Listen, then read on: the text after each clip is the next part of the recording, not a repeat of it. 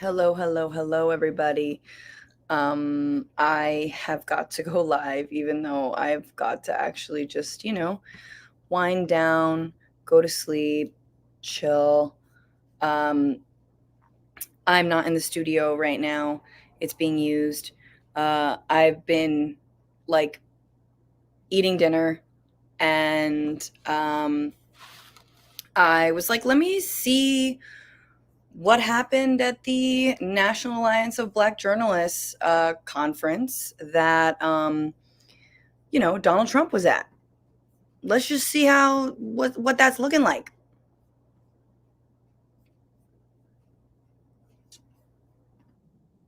Can y'all not hear me? I'm making sure you guys can hear me. God damn it.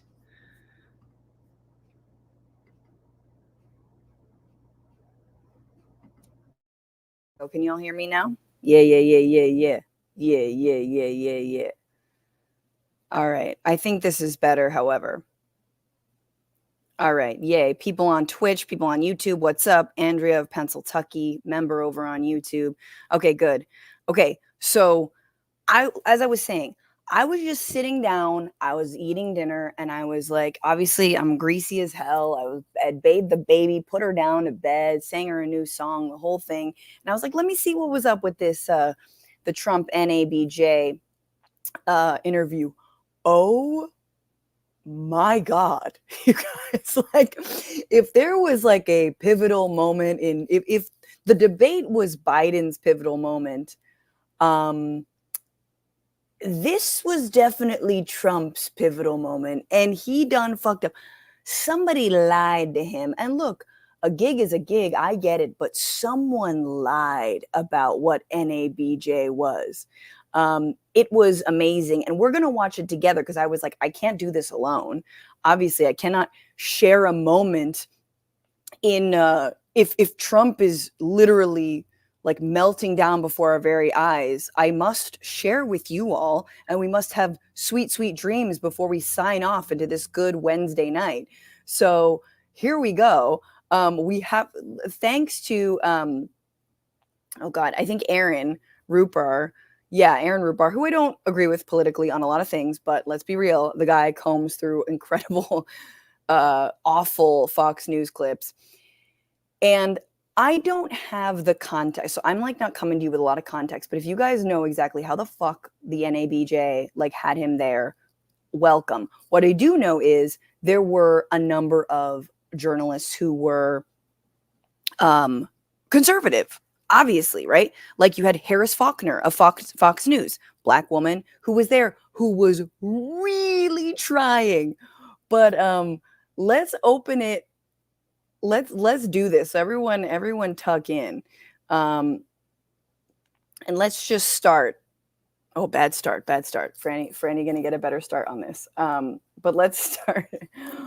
This is just 11 minutes long, so we'll be here for a few minutes. And this is a supercut of Trump, as Aaron puts it, Trump self-immolating at NABJ, a supercut. And hopefully my internet people did not won't crap out on me. So she begins by saying, people didn't want you here today. You have pushed false claims about some of your rivals, from Nikki Haley to former President Barack Obama, saying that they were not born in the United States, which is not true. You have told 4 congresswomen of color who were American citizens to go back to where they came from. You have used words like animal and rabid to describe Black district attorneys. You've attacked Black journalists, calling them a loser, saying the questions that they ask are, quote, stupid and racist. You've had dinner with a white supremacist at your Mar-a-Lago resort. So my question, sir, now that you are asking Black supporters to vote for you, why should Black voters trust you after you have used language like that? Oh, just coming out of the gate real strong, people. So she's coming out of the gate, and obviously someone give her a medal. Somebody tell me who she is. Give her own goddamn show. Maybe she already has one. I don't know. She's just like, why'd you meet with Nick Fuentes? Like, why did you question whether Barack Obama was born in this country? Which, like, there was part of him that was like, well, we don't know if he was. Like she so quickly brought all of the receipts, and he is livid. And instead of being a politician, here's his answer. Well, first of all, I don't think I've ever been asked a question so in such a horrible manner. First question. You don't even say, hello, how are you? Are you with ABC? Because I think they're a fake news network, a terrible network. And I think it's disgraceful that I came here in good spirit. I love the black population of this country. I've done so much for the black population of this country, including employment, including opportunity. Okay, wait. He's got a line here, but I want you guys to know what's happening. The audience, when he says, wow, what I don't think I've ever received such a question, such a mean-spirited question. I came here, on a good note tonight. And they're kind of like, wow, like they're like entertained by the fact that he's sort of, and they will change. They're like, they are not in disagreement that the question was harsh, the question was strong. So they're sort of like, I'm going to keep it down a little bit. They're like, he's going for it. But then his answer gets worse and worse and worse. And him saying, no one's done more for the black community. And then you hear some scoffs and some silence and a little bit of boos, but that's just the beginning. Here, though, he does kind of have a line. I'll bring it up. This is a fun coordination here. Of this country. I've done so much for the black population of this country, including employment, including opportunity zones with Senator Tim Scott of South Carolina, which is one of the greatest programs ever for black workers and black entrepreneurs. Opportunity zones. So much. And, and I say this, historically black colleges and universities were out of money. They were stone cold broke. And I saved them and I gave them long-term financing, and nobody else was doing it. I think it's historically black universities and colleges, which he cannot wait to defund, which the entire plan is to defund them because they're effectively just monuments of CRT, according to the right. But there he is. And it's interesting because he got something concrete. So he came in with, a little bit of something. He came in with some kind of a point for him. Okay, I gave HBCUs money. I don't believe that in the slightest. Maybe during the pandemic, some money was given, maybe in the wake of the pandemic, right? Maybe they got like a PPP loan. Who knows? But I don't believe that shit at all. But here we go. It's a very rude introduction. I don't know exactly why you would do something like that. And let me go. Bitch, because you were racist.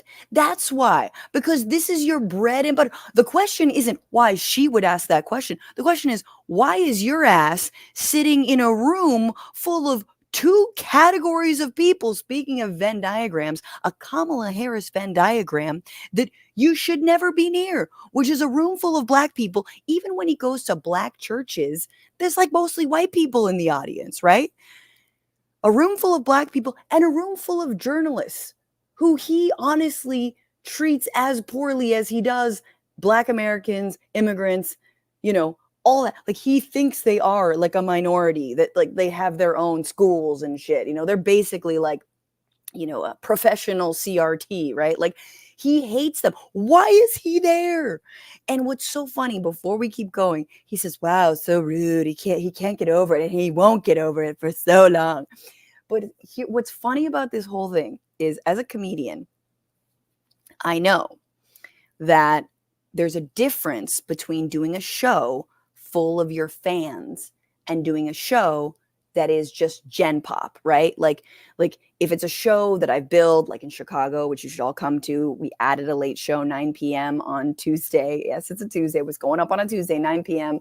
at the Lincoln Lodge in Chicago for the DNC. But the point is that when you're in front of your fans, like, they love you, they like you, they like what you have to say. They're generally going to applaud. You can play the hits. It's fun. It's more of a friendly atmosphere.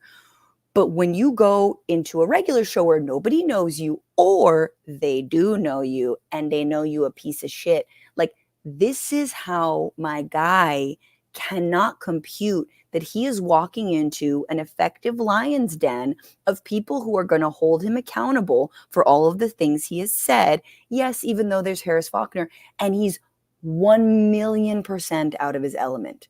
He does not know how to hang with this. So he's going back to, he had a good line. Okay, I did these things for HBCUs. Nobody's going to fact check him live. But also, what a rude question. Go a step further.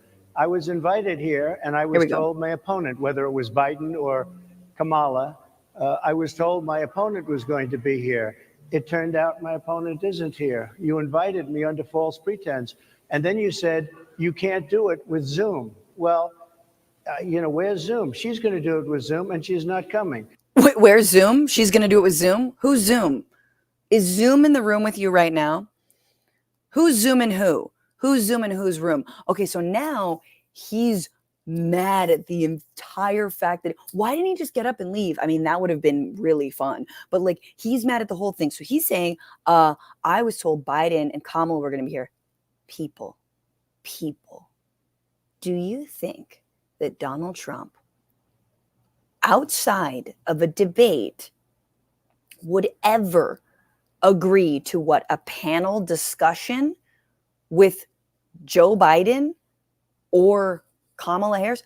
No, in no world. You know what he was probably told, but he doesn't pay attention to fucking anything, was that Kamala Harris and Joe Biden were also going to go to the NABJ, and they also were going to have an interview, and it would look good for him to also do an interview.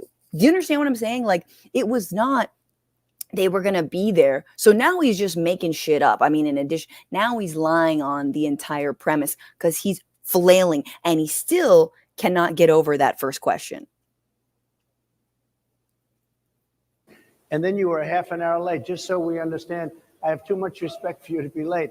They couldn't get their equipment working, or something Mr. was President, wrong. I would love if you can answer the question on your rhetoric and why you I have believe that answered the Black voters question. should trust you with another I 4 have years. been the best president for the Black population since Abraham Lincoln. That's my answer. Better than President Johnson, who signed the Voting Rights Act. For you to start off a question and answer period, especially when you're 35 minutes late. Wait, okay, so holy shit. So now we know not only are his lines that he usually reserves for mostly white crowds about the Black community, because he loves talking about the Black community, the monolithic Black community, when they're not around. Now he knows that those are the only lines that he has. He doesn't know how to switch it up when he's actually surrounded by Black people. And so he's whipping out, I've done more, still going with the line, than since Abraham Lincoln. And she immediately fires back, because I'm assuming that she was ready for this, which is just wild to imagine that he would try to say this line again, even more than LBJ, who signed the Voting Rights Act. And he doesn't know what that fucking is. So of course he's not going to respond to it. And you hear the groans immediately when he says Abraham Lincoln. You guys, do you realize how fucking disrespectful it is to put yourself on an equal footing with Abraham Lincoln? Like, he might as well follow up with being like, if you were all slaves today, I would free you. I'd be the guy. Like, you know what I'm saying? Like, it's so sickening to say that. But there he goes. You heard the groans. He's fucking 2 minutes in, guys. He's being cooked. Because you couldn't get your equipment to work in such a hostile manner. I think it's a disgrace. Let me just ask on to other questions here. Some of your own supporters, including Republicans on Capitol Hill, have labeled Vice President Kamala Harris, who is the first Black and Asian American woman to serve as vice president and be on a major party ticket, as a DEI hire. Is that acceptable language to you? And will you tell those Republicans and those supporters to stop it? How do you define DEI? Go ahead. How do you define diversity, equity, inclusion? Okay, yeah, go ahead. Is that what your definition? That is give me a definition then. Would you give me a definition of that? Give me a definition. Give me a definition. Now here he's trying, first of all, he's trying to stall number one because he's like, I don't know, I'm not supposed to talk about her race. We're just supposed to leave that to the internet trolls who we pay to say DEI. We're not supposed to say, I was told by my friend Piers Morgan, don't say DEI. They're telling me not to use it. I really want to use it, but I don't want to, I'm not going to use it. But also, I don't know what woke means, and they're always asking us what woke means, and we've never been able to define it. So what is DEI? And she's like, well, it's diversity, equity, and inclusion, right? And she could have like fired back, you know, it's taking race, gender, sexuality into account when building a workforce or a government agency to represent all people and to give a fair shake to those who've been historically marginalized and oppressed, and who are still boxed out of, you know, economic prosperity in various ways. Like there's just so many different ways you could go in, and but also it is in the name. Like woke is not like it's not an acronym. It's not like W doesn't stand for anything. Like whites only, KKK evil. Which really, that's what it should be. So he's trying to do that on her, and she's like, "It's diversity, equity, inclusion." It's like, okay, well, no one's ever spelled that out for me before. Sir, I'm asking you a question, a very direct question. Define it for me, if you I would. just defined it, sir. Do you believe that Vice President Kamala Harris is only on the ticket because she is a black woman? Well, I can say no. I think it's maybe a little bit different. So I've known her a long time. Okay, camera pans in because he says, no, I think it may be a little bit different. He's got thoughts. Uh-oh. Trump have individual thoughts. Bad thing. Here we go. Not directly, very much. And she was always of Indian heritage, and she was only promoting Indian heritage. I didn't know she was black until a number of years ago when she happened to turn black, and now she wants to be known as black. So I don't know, is she Indian or is she black? She is always identified as a black woman. Okay, the groans. I always known her as Indian. Bullshit. You didn't even fucking know her. And all of a sudden, she wants to be black. She's starting to be black. You heard the groans. And she fires back. She's always identified as black. I respect either one. I respect either one. She went to be a historically black college because she was Indian all the way, and then all of a sudden. Hang on, wait, you gotta go back. I'm sorry. She went to a historically black college. I respect either one, but she obviously doesn't, because she was Indian all the way, and then all of a sudden she made a turn, and she became a black person. Just to be clear, sir, do you believe that she is somebody should? So that not only got a laugh, that got a groan and a laugh, because he's being so clutch. I respect either one, but you gotta pick one. You know, it's too much for me to handle. You gotta pick a lane. Either way, I'll be equally discriminatory. I'll just, you know, how am I supposed to know which stereotypes to use against you?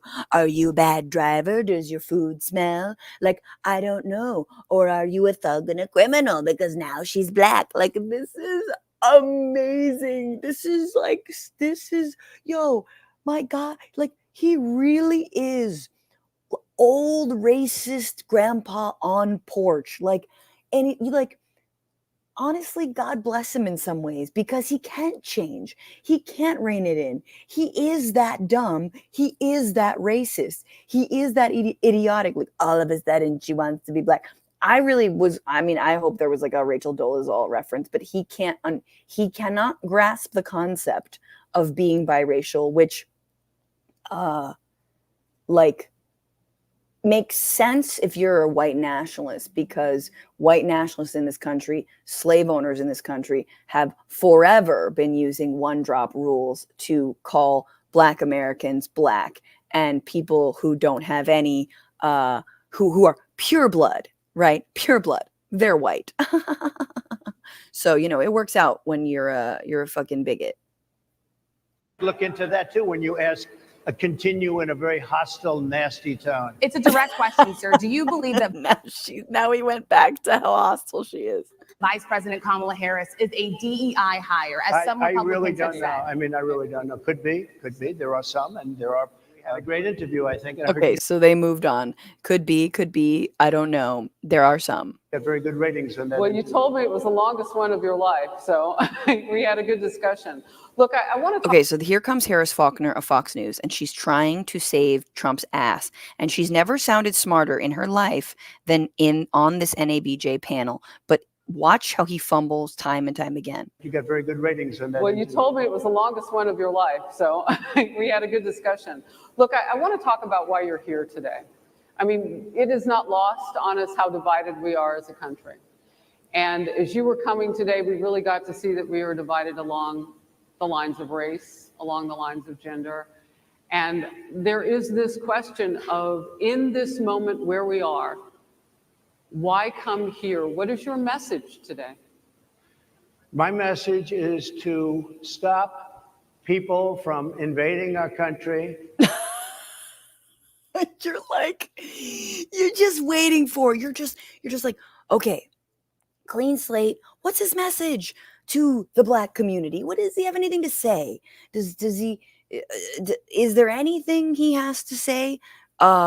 Which I'm just like, you know what, this is like, I mean, what is the analogy for, I'm too tired to think about it, but like, I don't know. This is asking like, this is the literal definition of barking up the wrong tree. In what world would you ask Donald Trump anything serious about what he hopes to convey to the Black community other than, well, you buy my sneakers, I'm a convicted felon like you all are, and there's a guy who stands behind me at every one of my rallies that says Blacks for Trump. What more do you need? There's always Black people at my rallies. They're selling the merchandise. Like, truly, like, what could you expect him to say? And just in the same way that he has no answer for, hey, what's your favorite passage of the Bible, considering you call yourself a Christian and you like the Bible, I guess. I couldn't say, I love them all. What a book. Anyway, he doesn't have an answer. And he's too stupid, cavalier, and arrogant to have thought of an answer or crafted an answer or listened to any advisor who wanted to help him get an answer to do this. If you're just joining me, welcome. This is just me streaming. I'm like, probably have like food grease on my face. Tip the show. TBR-live on Venmo, TBR live on Cash App. Send in a super chat. Send in a super sticker. I don't know. Give me a badge on Instagram. Is that enabled? I don't even fucking know. Let's keep going because it keeps going. That are taking, frankly, a lot of problems. Okay, here we go. What's your message today? My message is to stop people from invading our country that are taking, frankly, a lot of problems with it. But one of the big problems, and a lot of the journalists in this room I know and I have great respect for, a lot of the journalists in this room are Black. I will tell you that coming.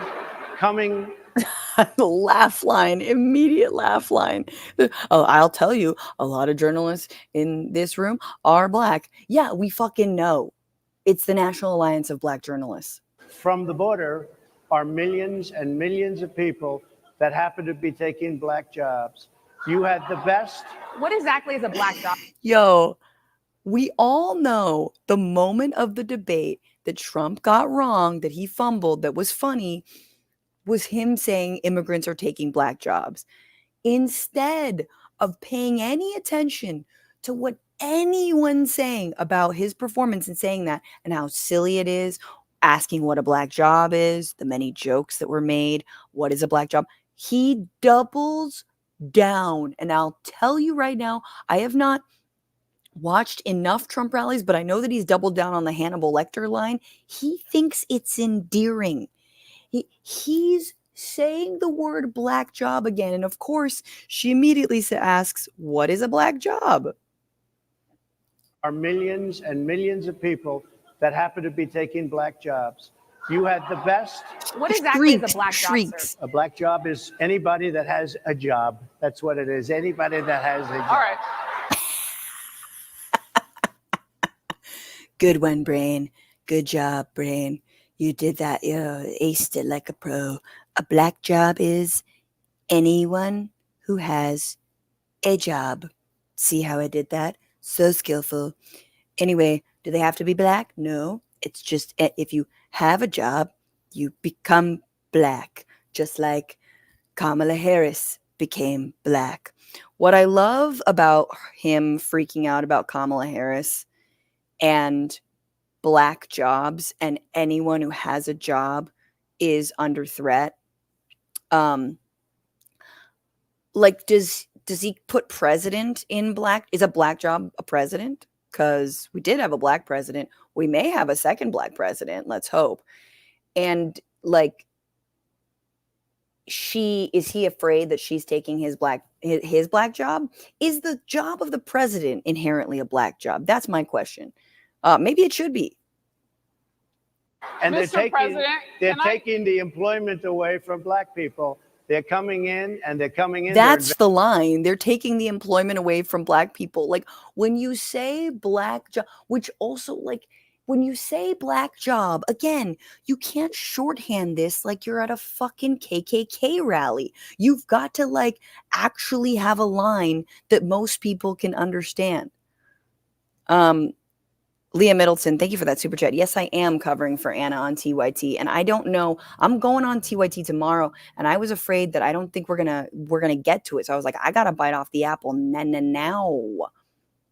It's an invasion of millions of people, probably 15, 16, 17 million going down. And they're all becoming journalists. Did you know that? They're all going to journalism school. They're enrolling in Columbia, Berkeley Journalism School. All of the immigrants are taking the black jobs. And yes, of course, journalists, the very first thing the migrants do is they learn the basics of journalism. They learn, I'm so tired. They're like Woodward and Bernstein out there, okay? They're all a bunch of investigative journalists, and they're taking the jobs of the black journalists. This is just so good. Like, even when he's offered a chance to hit the mark, he cannot hit the mark. And our crime rate is going to be a disaster. Mr. President, I want to get into how you address some of the issues with black communities. And I say that plural because we live in communities of color that are different. We're not all the same. Yes, we know, Harry. We don't think the same. True. It's not monolithic. So as you come here today, I want to talk about something that bursts. And this is the weight of the inflation on this country right now. The nonprofit Money Management International recently released data from its mid-year analysis that we have found a 52% rise in people who are seeking counseling for being in credit debt. They're paying for food that is sky high on their credit cards, and now they can't pay that off. The credit counseling nonprofit MMI, as I said, is saying now that they've seen surges that they haven't seen since we were in a pandemic. So she's asking, Harris is like, oh shit, because Harris is now in front of colleagues. She's not on Fox News anymore. She's at the NABJ conference, and she has to like she's probably gets mocked and made fun of constantly. So now she's trying to like seem smart and or actually is allowed to be smart, unlike when she's on Fox News. And there's different stipulations, of course. So now she's actually like, hey, credit card debt is really crazy. People are going into debt because of trying to buy groceries, and it's bad. And like, obviously he could spin this a bunch of different ways. What's his plan? Of people in financial trouble.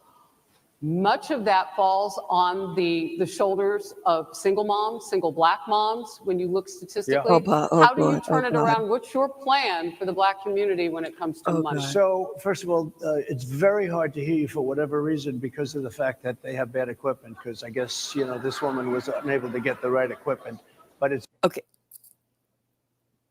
Sorry. He digs again at her. It's very hard to hear you because this woman was unable to get the right equipment. He's digging at her again. He cannot get over it. It's very hard for me to hear you, but I can hear every other word. It's very difficult, actually. Oh, things are hard. I don't know if they can fix it or do something with it. But I'll do the best I can with it. So Sonia Massey, That was just a someone super from cut. Illinois, an unarmed Black woman, was shot the other day in her home Oh, God. by a deputy sheriff. The deputy has since been charged with murder. You've said police would get immunity from prosecution if you win. Why should someone like that officer have immunity, in your opinion? Immunity? Immunity. I don't. So I don't know what's going on, why he can't hear shit, but she's asking him about Sonia Massey. I think what could be going on, not that he's old as hell, but also their the sound sounds really echoey. So it might be like, you know, when you're in a room where like the mics are really echoey, it might be reverberating all over the place, making it hard. Who knows? I'm trying to be sympathetic. So he says immunity, because he did say the other day, total immunity for police officers, federal immunity. Again, Sonia Massey shot in the face by an aggro psycho piece of shit who should never have been on the police force to begin with. I don't know the exact case, but I saw something. I wasn't paying attention. And it didn't look good to me. It didn't look good to me. Are you talking with the water, right? Yeah, well, police. Police unions are not backing this person either. Okay. But again, why would? I don't know much about it, but it didn't look good to me. You know, with the water, guys, I'm sorry. That is a really crass way to talk about what happened. I'm not familiar with it, but wait a minute. With the water, so he saw the video. So he saw the video of Sonia Massey with the water, not the woman who was shot in the face. Terrible thing. He cannot muster that. He cannot say anything about that. He will not say anything about that. Instead, he's going to talk about immunity. It didn't look good. So there you go. There's a little bit of like, oh, it didn't look good. No, you're right. It didn't look good. Good observation. Are they going to be charging the officer? I They guess did charge the officer. Yes, they did. So why should he receive immunity? Well, he might not. I mean, it depends. He might not. It depends on what happens. And that's why this decision is important. Yes, you can't answer the question. We're cutting away. Aaron cut away from that because, like, well, they might not. What are you talking about? Would you give them immunity? Would you give him immunity? Well, he might not. Well, motherfucker, focus on what's being said. Anyway, incredible disregard. Important this time. Bad things happen. You said it twice. When you look at J.D. Vance, is he ready on day one? Does he what? Ready on day one, if he has to be. I've always had great respect for him, and for the other candidates too. But I will say this. What other candidates? And I think this is well documented. Historically, the vice president, in terms of the election, does not have any impact. I mean, virtually no impact.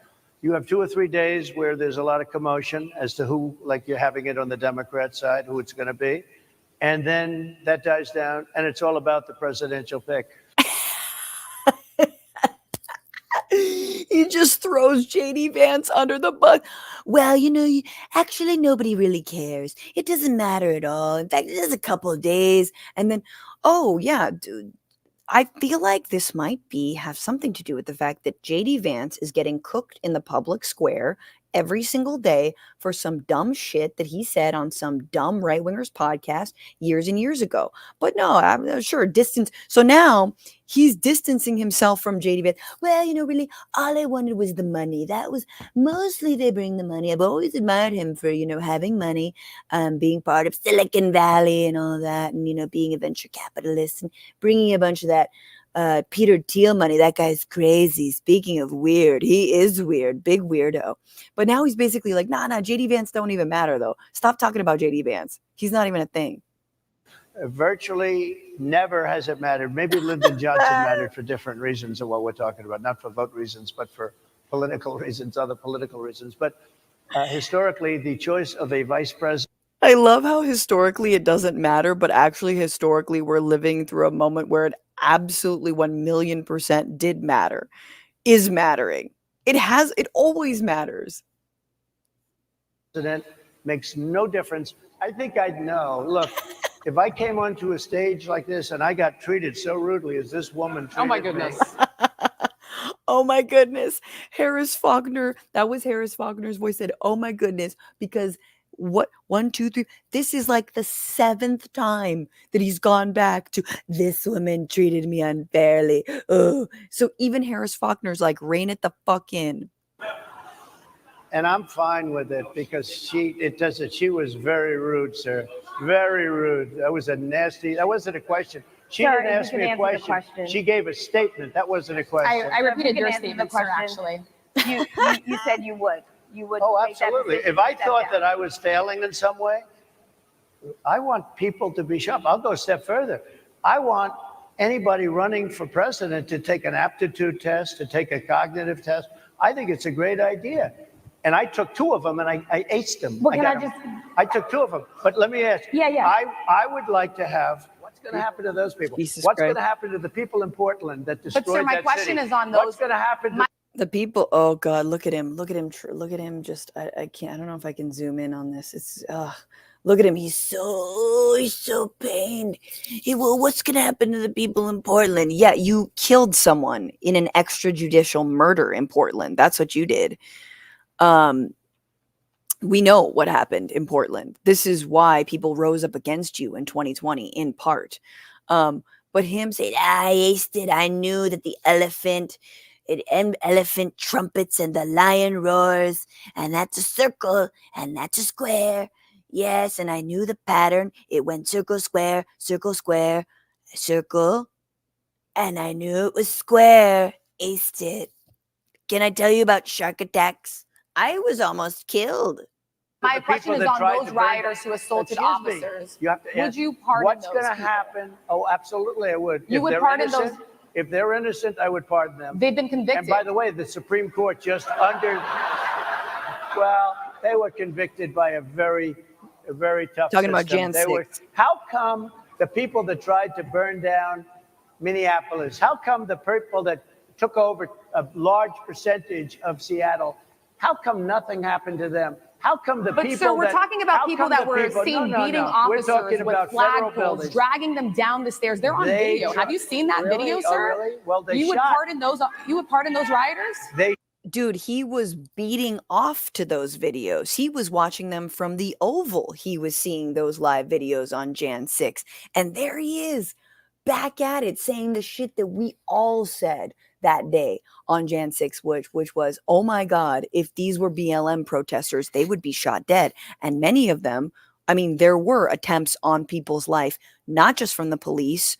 Oh my God, the police presence at the BLM demonstrations in 2020, which did more to radicalize people than the murder of George Floyd, or just as much to radicalize them as the murder of George Floyd. To like, it's just going back. You know what I'm saying? I talked about it today on my bonus episode about Cardi B being back in it, because she's like, this is the same fucking guy. This is the same fucking guy. He has not changed. And remember how dark things were in 2020 and how psychotic and like relishing in the like repression of protesters that he was, and how fucking evil that felt. Sorry, my words, guys. I've been talking all day. I'm tired. I just wanted to watch this with you, dude. That's all. They shot a young lady in the face who was Justice for Ashley. protesting. They shot her in the face. You know, nobody died that day. You do know that. But people died in Seattle. Nobody died, but people died in 140 Minneapolis. officers You know, were people died at taking your job. Justice for they're taking it, doing it. Justice for Ashley Babbitt. Let's forget about Heather Heyer, who your fucking supporters mowed down. They would have killed even more people. My God, this is just so unhinged. He needed to call this so long ago. These people coming in are taking your job. Project Mr. President, 2025. I think we have to leave it there by the Trump team. All right. So leave it. That is the last word. Thank you so much, Mr. Trump, for coming today and joining us. Well, thank you very much. They've been telling us. Thank you. Thank you, everybody, very much. Great Thank you, honor. Mr. President. Thank you. NABJ will email about. Oh my God, you guys. That was wild. Thank you so much. There's like one or two crazies in the audience who are like, woo, we love you. know, right? There's always going to be a couple crazies, but that was, I just want to relive those moments. Let's just, we gotta play some hits. There's a lot of Trump hits, and there's suddenly a lot more fun when you feel like maybe we have a fighting chance, and we will oust this or make sure he's not ever back in the Oval Office come November. Thank you, Coley Cove, so much.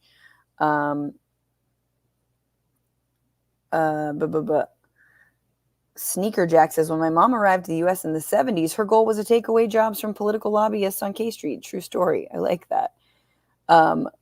Matt Gates on a white Ford Bronco. Trump was so misogynistic and racist during the interview that the stereotypes don't do him justice. Holding a sign with the N-word while in blackface in the middle of Harlem is mild compared to this. Dude, seriously, I'm surprised they didn't ask him about saying the N-word on the set of The Apprentice multiple times, or not wanting a black contestant to win. Remember, the first season of The Apprentice, we now know the top two contenders, one was a black guy, one was a white guy, and he didn't want the first winner to be black. Whisper Mason says, there were people arrested for crimes during George Floyd protests, most of them Boogaloo boys. Do a Google search, plenty of articles come up. That's absolutely correct. Of course there were. But there were so many. Do you remember the viral video? You about to lose your job? Remember her? She was being arrested. Of course, there was nothing but people being arrested. And yeah, a lot of people who were instigating the violence were undercovers, were Boogaloos, were fucking psychos.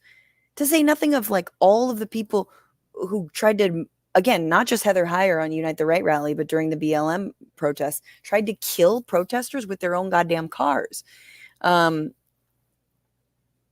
Thank you, Z Corp Alpha says, 48-year-old Republican male, vote Harris because of you. Hey, look, I'm glad I can help. And we got to keep pushing it, and we have to make sure that she actually, first of all, she needs to keep Lena Khan, who is going after Amazon and Google at the Federal Trade Commission. That's very important. We need to make sure that she works for all of us working people who are struggling, people who are going into credit card debt for, groceries, who can't make our payments, who like don't see us ever owning a home or moving, or the rent is like insane. I mean, shit is wild. Again, I've said this many times on my show, The Bituation Room. I hope you guys are all listening. We are facing the right is winning. Like, I know the last couple of weeks it's been like, oh, exciting because, there's an actual chance at beating Trump. But don't forget that we are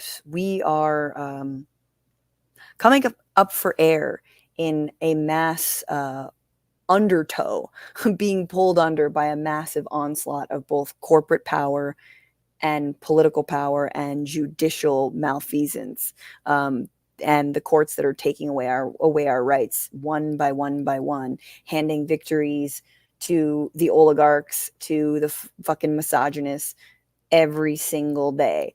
So getting rid of the Chevron doctrine, getting rid of the ability for the government to even do what it fucking does, to legislate, to be able to, to regulate, to be able to say, hey, we shouldn't have pollutants in our water. Or in the case of the FTC, hey, you shouldn't get to price gouge people or give people individual prices for the same fucking goods just because you've done all this data harvesting and mining of their information. But oh my god. Okay, takeaways. Black jobs. We doubled down on black jobs, but the biggest takeaway is Kamala Harris choosing to be black. Like, he cannot help himself because he is that racist. He is that much of a bigot. And it's the same. He now has learned, and especially since Kamala Harris's parents were immigrants, but he has learned, right, that going after Barack Obama maybe didn't look good on him a little bit later for not being born in this country. And he's also learned that, like, and now being black is cool. Being black is good, rap is black. I hear that's very popular, right? He knows that things like that, he wants the black vote in theory, right? He knows he wants the black vote in theory. So now he's trying to steal blackness away from a black woman, which crushing it, dog, crushing it. Keep digging yourself a fucking grave. I would love to be a fly on the wall as he literally shits a brick on Trump Force One or whatever the fuck he flies on his like massive empty jetliner with like 3 interns, one of whom was like, sorry, we forgot to cancel. We were going to. I guess we should have. We thought it was going to be a lot more softball. They gave us the questions in advance. When a Fox News host cannot save Donald Trump live, it's just so good, guys. It's just so good, guys. I just had to share that little joy with you. He absolutely self-immolated. Everybody can go watch Aaron Rupar titled Trump Self-Immolates at NABJ, a supercut. Just brilliant stuff, my people. Thank you, Dana McWhite.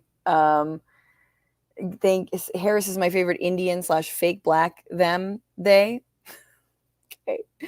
You're like, I don't care what she is. Wesley Gish, thank you so much. Also, by the way, lastly, JD Vance was apparently asked about all of this.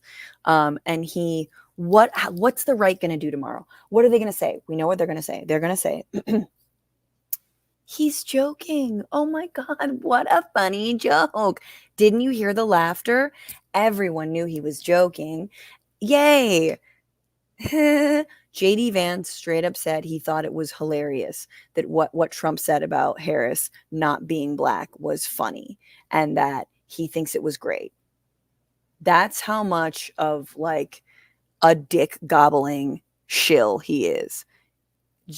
He just licks Trump's swamp ass every single day. He cannot break from it. He cannot even defend his own wife. No one can. Truly, no one can defend their own kin in the face of Donald Trump, except for, let's give him credit, except for Joe Biden. Joe Biden did a pretty goddamn good job of defending Hunter the entire time he's been president and running. Anyway, I'll be on TYT tomorrow. I will be on a bunch of things. I'm doing my show on Friday. I'm going to talk about World War III popping off with Trita Parsi. So hope you guys tune into that. YouTube.com/FrannyFio. Also, again, Chicago. We added a late show Tuesday, August 20th, 7 p.m. and 9 p.m. 7 p.m. is almost sold out, you guys. I think there'll be some tickets at the door maybe, but it's almost sold out. So come hang with us. We'll be up. You'll be 2 drinks deep. It'll be great. And thank you so much for tuning into the live. I should probably check out what's going on Instagram. I haven't been able to see y'all's comments. Lori Gong Beaver Mouse, which is an amazing name. Just let him talk. He's destroying himself worse than anyone else could possibly. Jay Coronation. I don't know how often you do lives, but I have to be here more often. You're so good and hilarious. So I don't do a lot of lives on Instagram, but I do a lot of lives on YouTube. And I have a podcast, The Bitchuation Room. So Tuesdays, Wednesdays, Fridays, you guys know what it is. 1 p.m. Pacific, 4 p.m. Eastern, I go live on YouTube and Twitch. Hello, Twitch. What's up? And then you can listen back on Mondays and Fridays as a podcast. And if you're a patron of the show, patreon.com/bitchuationroom, you can have the bonus episode. Today was so fun. We talked all about Elon Musk's trans daughter, who roasted him publicly after he roasted her. And we also talked about how women athletes are amazing. And Ilona Mar is now my hero. And she has just like the fucking arms I wish I could have like a fraction of. And she's amazing. We talked about Simone Biles. And we talked about a little bit of Cardi B because Cardi B's back in it. So you got to become a member to find out my thoughts about Cardi, in addition to Megan Thee Stallion. But thank you so much for being here. Thank you for all your super chats, your tips, your love. And we'll see you soon. Way too soon. Way too soon. Have a good night. Enjoy that. Mwah. He killed himself. He's dying up there. He was dying up